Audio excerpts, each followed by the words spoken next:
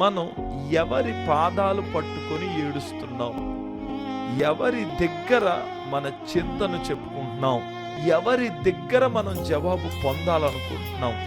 ఈరోజు చాలా మంది మనుషుల దగ్గర ఎక్కువ ఏడుస్తున్నారు, మనుషుల దగ్గర చింతను చెప్పుకుంటున్నారు, మనుషుల దగ్గర తమ గోడును చెప్పుకుంటున్నారు.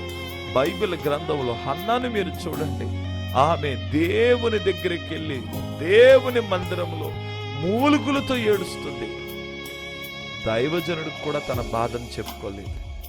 కొన్ని సందర్భాల్లో దైవజనుడికి చెప్పుకోవడం మంచిదే. దైవజనుడికి చెప్పుకోవడం అంటే దేవునికి చెప్పుకోవడమే. నేరుగా దేవుని మందిరంలోనికి వచ్చి మూలుగులతో ఏడుస్తున్నప్పుడు ఆమెకు దేవుడు గొప్ప జవాబు ఇచ్చాడు. డీప్ కనెక్షన్ కావాలా? డీప్ కనెక్షన్ ఎలా వస్తుంది? డీప్ కనెక్షన్ ఎలా మనం నిలబెట్టుకోగలం? డీప్ కనెక్షన్ మన జీవితంలోనికి ఎలా తీసుకోగలం అంటే, నువ్వు మనుషుల దగ్గర కాక దేవుని పాదాల దగ్గర ఏడ్చేవారుగా